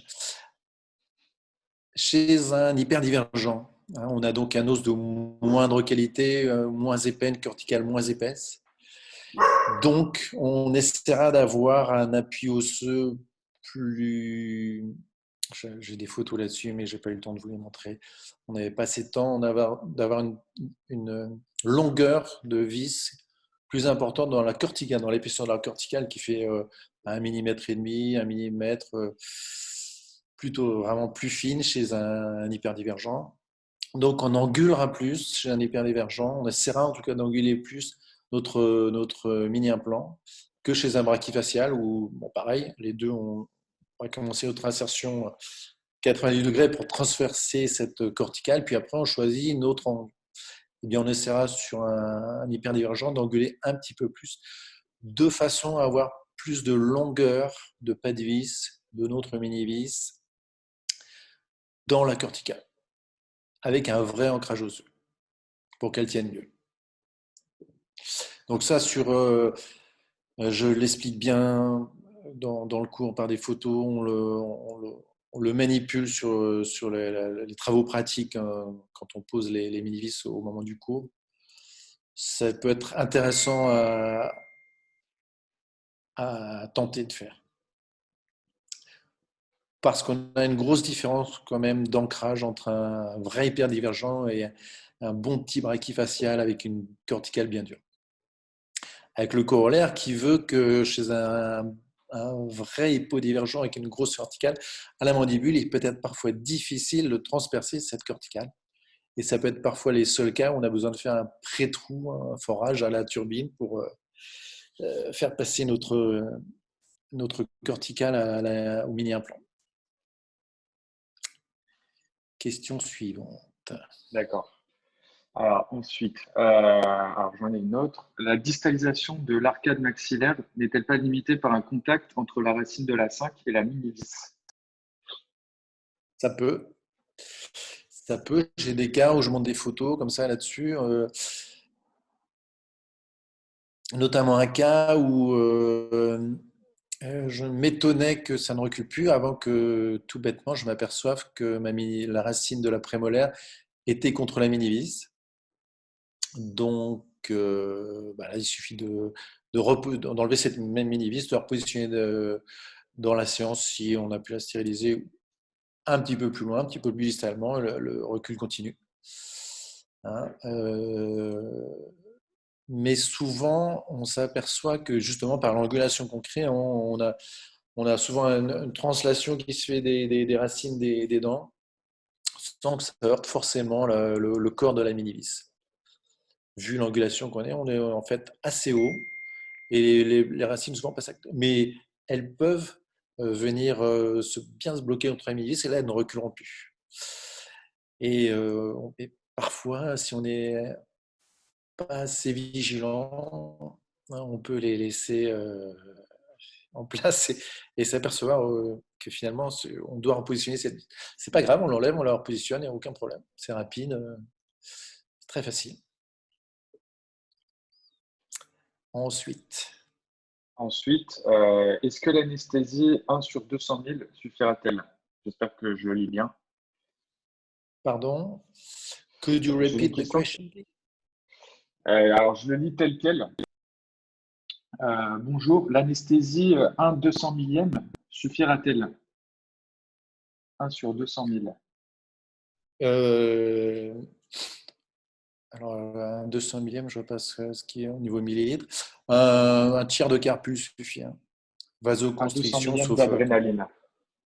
Ah oui, oui, très bien. Très bien. Et un tiers de carpus. On ne cherche pas à avoir une anesthésie complète. On veut garder la sensibilité du patient, de façon à ce que si on commence à taquiner le segment et la racine de notre prémolaire, par exemple, le patient puisse nous le dire. Il puisse nous renseigner et il va nous le dire parce qu'il ressent une douleur, une compression qui devient beaucoup plus importante. Donc là, on repositionne, on réangule, on se repositionne, on ressort, on va un millimètre plus loin, mais on repose notre vis au bon endroit. On veut absolument garder cette sensibilité du patient. Si on fait une anesthésie complète, il aura pas mal, mais il ne pourra pas nous renseigner. Mais de toute façon, on a une densité 3 fois plus importante entre l'os dans lequel on est et la racine d'une dent, généralement, donc on va le sentir. Donc anesthésie légère, donc réponse du patient. Et le patient, vous lui demandez, c'est une douleur, une douleur de niveau 1, hein, c'est une compression. Ils sont une petite compression, donc ça peut le gêner. Il y en a qui sont plus aptes à supporter ça que d'autres, hein. On connaît la subjectivité devant la douleur du patient. C'est pas une grosse. Souvent, il aura plus mal à la pose de l'appareil, même au autoligation avec des forces de 60 grammes, que au moment de la pose du mini-implant. Une douleur. Donc, anesthésie légère, ça suffit. Un petit vasoconstricteur, un tiers de carpure, largement suffisant. Et pas besoin de faire une tronculaire, hein, même si vous n'avez pas fait depuis longtemps. Les orthos, c'est quand même. C'est pas possible, vous avez oublié. C'est trop facile. Rapide, facile. Voilà. Ça marche, docteur. Ensuite, quelle force maximale peut-on appliquer sur les mini-vis le jour de la pose? On m'a demandé. Alors, comme on ne veut pas d'ostéo-intégration, on ne la laisse pas en place quelques mois comme un implant normal, hein. Mais après, on est maintenant sur des systèmes de force qui sont quand même assez légers. Donc, moi, j'essaie déjà le premier rendez-vous. D'une part, parce que déjà, je suis sur un 14-25, donc je ne suis pas sur un très gros arc. Je ne mets pas des forces énormes, mais je mets entre 80 et 100 grammes, voire 60 grammes, si milligrammes, 60 grammes, pardon, si je veux vraiment rester très léger, mais c'est 80-100 grammes. Et en général, on essaie, ça dépendra de la mécanique, hein, bien sûr. Si on recule, si on veut agresser une incisive, ou si on veut déplacer une grosse mésienne et une grosse molaire, on ne va pas mettre le même niveau de force, mais on est sur des niveaux de force qui sont maintenant très faibles. Pas dépasser 150-200 mg de force. Mais dans un deuxième temps, moi, je ne mettrais pas 150 mg de force, 150 grammes de force euh, dans un premier temps, sur à peine poser la mini-vis. Par contre, on n'attend pas 48 heures, on n'attend pas 12 heures, on n'attend pas une semaine. On met en charge immédiatement une mini-vis. Il y a des textes, il y a des études qui. Non, ça n'a pas de sens. Next. Next, alors j'en ai une autre. Connaissez-vous le système Bene Slider pour distaller les molaires maxillaires et est-ce que vous l'utilisez? On l'a utilisé au cabinet. C'est assez rigide, hein. C'est allemand. C'est un peu Panzerdivision pour distaller les molaires. Je pense que nous, on a des systèmes plus simples pour distaller. Alors, on l'avait utilisé notamment dans des cas en lingual, pour multibag lingual, pour distaller. C'est très rigide comme système, très très rigide. Ça peut être valoir le coup en lingual, mais on n'a pas persévéré là-dessus. On a des systèmes plus simples pour distaller, moins compliqués, moins rigides.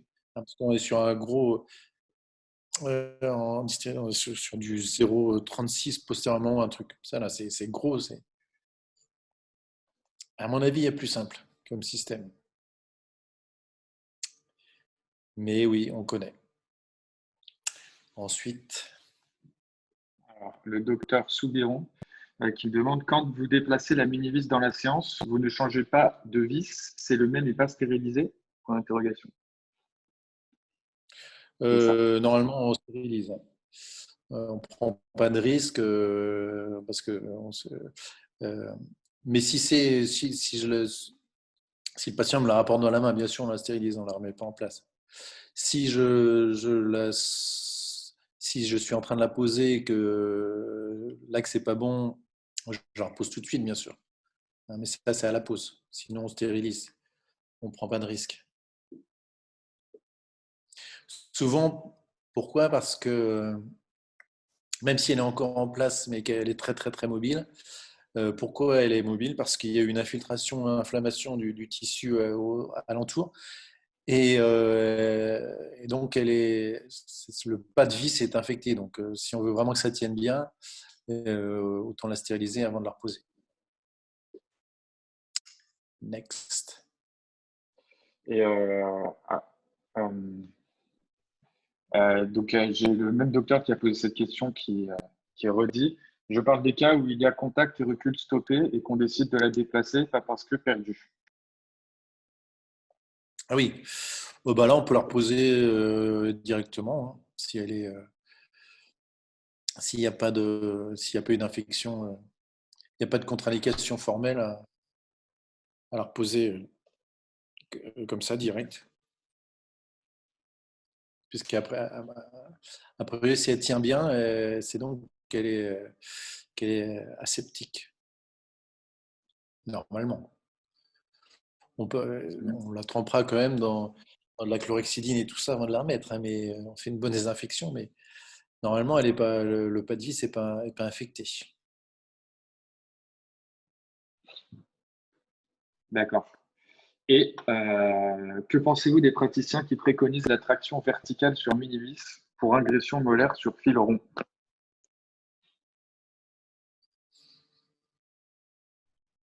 Agression molaire sur fil rond, alors on risque d'avoir un gros effet de torque indésiré, d'expansion de l'arcade. Enfin, je connais pas, mais vu les effets parasites en cause, ça me semble risqué comme thérapeutique. Je n'ai pas vu de cas par contre, hein, mais je vois pas l'intérêt d'ingresser sur fil rond. Parce qu'on n'aura pas de contrôle de la troisième dimension, donc on aura des versions, un torque indésiré. Ça dépend d'où va l'attraction, mais éventuellement un risque d'endo ou de morsure en ciseaux. Enfin, non, je vois pas l'intérêt. Mais agresser les molaires, c'est bien, mais je ne ferai pas ça sur un fil rond. Je vois pas, Oui. pas l'intérêt. Ensuite, Alors, j'en ai encore une. Pouvez-vous expliquer le disjoncteur appuyé sur les mini-vis? donc le disjoncteur sur mini-vis, c'est a priori réservé à l'adulte, hein, parce que le disjonction marche sur un patient en croissance, mais après, a priori, ne marchait pas sur l'adulte de façon très efficace. Or là, on s'aperçoit dans les études des Coréens, les cours qu'on peut suivre en France actuellement, qu'on peut créer une vraie disjonction palatine de la suture palatine chez l'adulte, à condition de poser ces disjoncteurs, là, notamment le PSE, hein, donc 4 vis à poser de part et d'autre de la suture palatine médiane, le plus postérieurement possible, juste avant le voile du palais, pour justement se retrouver dans l'ethmoïde et avoir un bon appui osseux et un bon contrôle aussi vertical de notre disjonction. Donc, c'est réservé pour une disjonction adulte et ça marche très bien. Ça marche très bien. Pas facile à poser parce que les vis postérieures donc, se retrouvent profondément dans le palais, mais c'est ce qui permet d'avoir une disjonction non chirurgicale chez l'adulte du palais. Donc ça marche très bien. Peut-être pas réservé pour un orthodontiste un peu averti, mais qui n'est pas médecin aux premières vis. On conseillerait plutôt d'en mettre une bonne petite 10 mm d'1,6 de diamètre entre 5 et 6 en palatin. Là, allez-y, amusez-vous, c'est facile. Par contre, ça marche très bien. Donc, c'est disjonction sur mini-vis, avec 4 mini-vis. Est-ce Ensuite, qu'il y a une limite d'âge à cette disjonction palatine? On me demande, pardon, docteur Sougueron. Y a-t-il oui, une quoi. limite d'âge? Y a-t-il une limite d'âge à cette disjonction palatine, docteur Sougueron? A priori, non. Ça marche. On sait que ça marche très bien. C'est l'adulte jeune. Mais il y a des Coréens qui en ont mis sur des gens beaucoup plus vieux. Ça marche aussi, a priori. Donc, les études ont l'air de dire que ça marche. Et ça pourrait éviter un premier temps chirurgical de disjonction de la suture, puis un deuxième temps chirurgical antéro-postérieur. C'est très prometteur. Ça marche très bien. Le docteur Fillon a montré de très beaux cas là-dessus. De disjonction palatine sur minivis. Donc, a priori, non. Alors, ça marchera toujours mieux, bien sûr, hein, question de métabolisme osseux chez un adulte jeune que chez un adulte ancien, mais ça marche. Ensuite, Et cela se fait-il par fracture des interdigitations ou pas?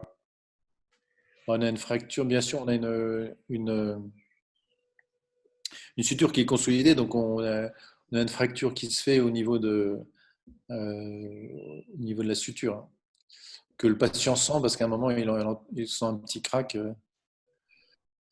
Donc oui, bien sûr, c'est une suture qui était fermée, Mhm. mais c'est très peu douloureux. Ensuite, Alors, comment est fait le disjoncteur? Vous demandez au labo un disjoncteur classique avec les bras soudés au niveau des vis? alors non, ça se fait par, enfin, il faut un laboratoire spécialisé quand même qui est un petit peu là-dedans, hein, et le disjoncteur doit quand même être assez.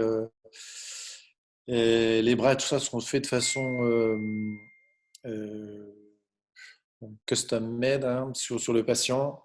Et il faut choisir la bonne longueur de vis avec le prothésiste en fonction de la radio, etc. Donc, ouais, c'est pas tout à fait quand même un disjoncteur simple qu'on adapte et on fait deux trous, enfin quatre trous, on met quatre mini-vis. Il faut quand même travailler avec un laboratoire qui a déjà l'habitude d'en faire. Sinon, il faut quand même que les axes soient bien parallèles sur les quatre vis, etc. C'est pas évident. Et Ensuite, à quel rythme activez-vous ces disjoncteurs chez l'adulte? On m'a demandé encore. c'est quoi? C'est un petit tour le matin, un petit tour le soir, pendant 15 jours, puis on revoit. A priori, c'est le même, euh, quasiment la même chose que pour l'enfant. D'accord. Moi, je crois qu'on a répondu à tout, en tout cas de ce que j'ai noté. Si vous voulez, on peut conclure ce webinaire, docteur. Eh bien, parfait. J'espère que ça vous a tous intéressé. Nous allons avoir une reprise qui, j'espère, va bien se passer. Ce sera pas comme avant, mais j'ai hâte de pouvoir prendre l'air, de faire du sport, de retourner travailler et de vous revoir tous. J'espère que ça va bien se passer pour nous. On ne va pas faire de politique, donc on ne va pas en parler. Il y a peut-être des choses à repenser dans notre système de santé et chez nos gouvernants, mais bon, là, on ne va pas en parler. Alors, voilà, c'est ça. De se retrouver. Donc, je devais avoir le cours le 18 juin qui est reporté au 3 décembre. Pour ceux que ça intéresse, je développerai un peu plus précisément tous ces points théoriques, cliniques, pratiques. Il y a de la pratique aussi pour la pose de mini-vis. Il y a plus de cas cliniques et il y a plus de précision sur toutes les techniques. Voilà. Donc, j'espère que vous avez aimé. C'est un résumé que je vous ai fait là. Donc, on est obligé de survoler, hein. En 1 heure et demie, 2 heures, on ne peut pas tout voir. Mais j'espère que ça vous a servi. Et souvenez-vous, il faut que ce soit l'orthodontiste, à mon avis, qui pose les mini-vis. C'est un acte simple, à condition de savoir se limiter. C'est un acte simple et qui rend de très grands services, hein. Il ne faut pas hésiter à les utiliser. Ça peut faire gagner du temps, ça peut faire gagner de beaux résultats qui n'auraient pas pu être obtenus autrement. Voilà. Je vous souhaite une très bonne fin de soirée. J'espère vous retrouver bientôt dans les congrès ou dans le sport ou dans les soirées, dans les bars. J'ai envie d'une bonne pression avec des copains et des copines. Bien sûr. Et bien écoutez, je pense que vous séparez. Je vous souhaite une bonne fin de journée et à bientôt. Merci à tous les participants, merci à vous. Et donc, prochain cours le 3 décembre pour les mini-vis. Merci. Bonne fin de journée. Sur le site internet. Merci à tous. Au revoir.